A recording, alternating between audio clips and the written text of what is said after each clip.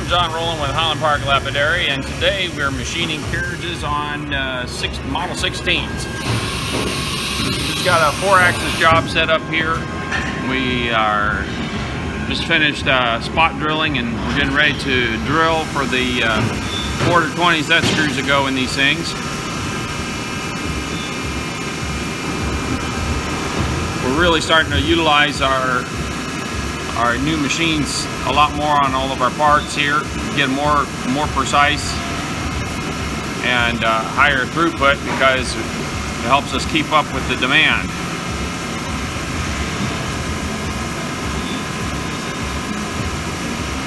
Which of course we're still having trouble keeping up with the demand. Yeah. So that's tap drilling for the quarter 20 screws. Now we're going to tap those.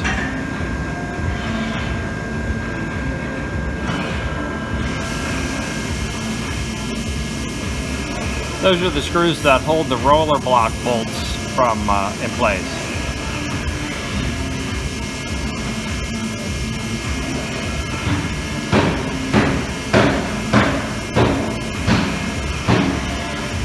These are the set screws that hold the crossfeed rails in place.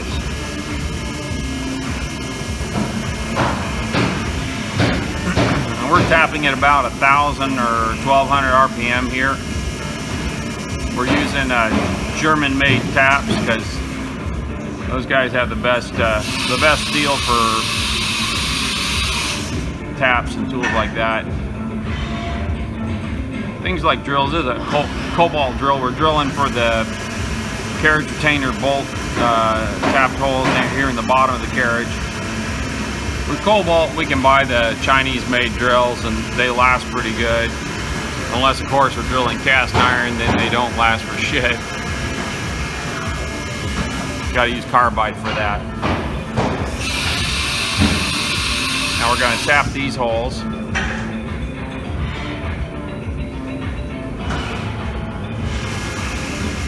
Yeah, we just got this program going. We're gonna optimize it some. It's not running as fast as we'd like it just yet, but fast enough we can get the next production run out here, and I'll tweak the program some more and get some more speed out of it.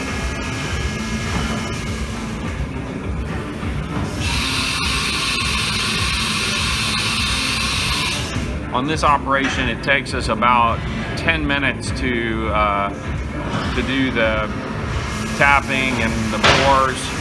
Now we're facing on the inside here, so when we press those bushings in, they press in flat. That's for your crossfeed screw bushings.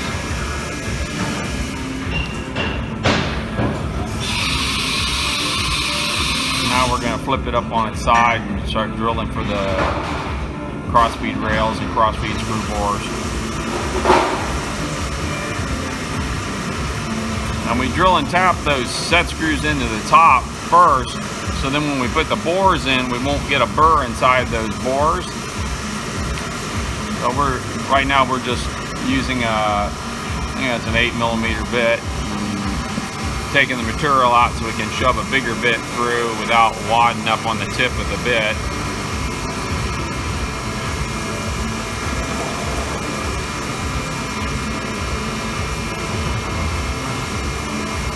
It's drilling a little slower than it needs to here.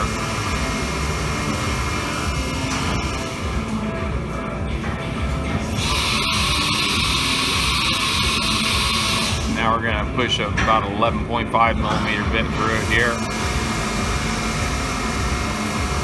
Hog out the material before we go in and do the boring operation.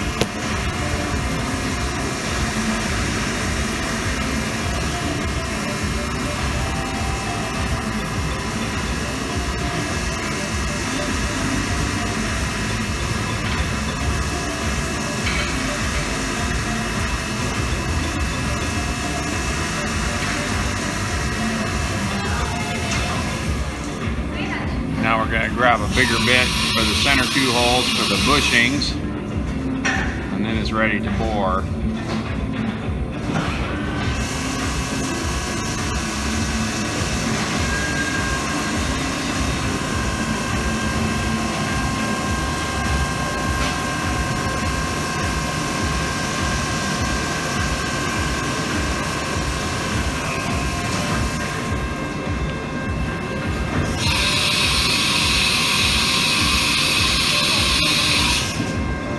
set these carriages up, we do about 100 at a time, which is a couple production runs for us that way.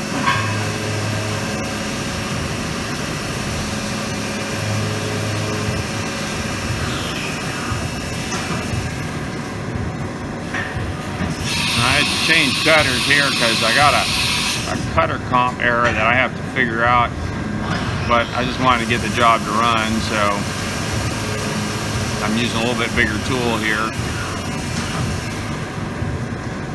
And then that's roughing them. Now we're going to finish them.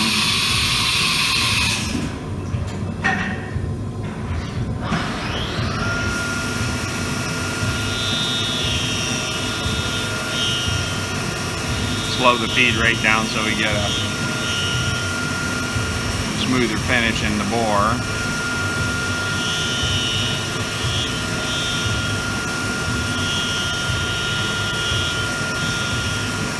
We do 2 passes that take a 2.5 thou pass each time. We get a real consistent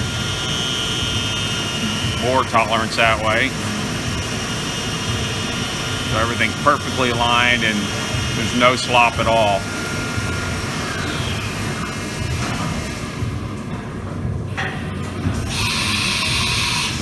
Now we're going to flip over and do the other side.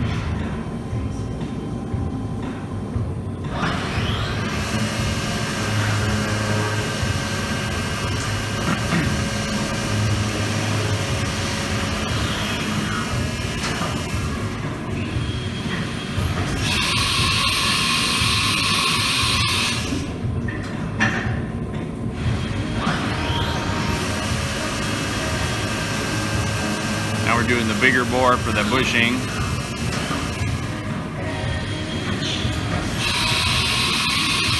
And now we're going to do finishing on all 3 bores, and then this part's done. Well, at least this end. We'll stub that out. Yeah, we got a couple of tap holes to put in it on the other sides. And also for your place for your dog plate. That's what I'm talking about.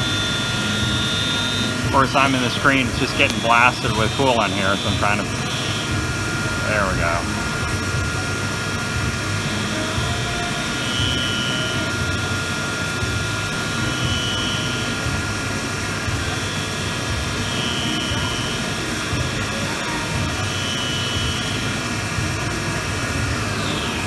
Now we'll look at our part.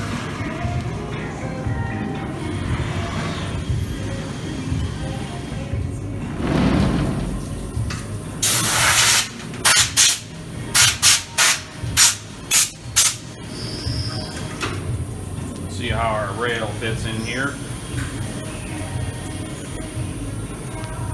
Really nice, snug fit, not a bit of slop. And if you hold your mouth just right, you can get it in there without any problem.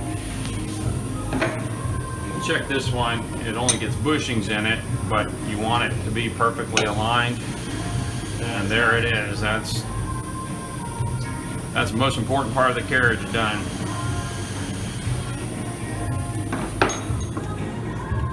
There you have it.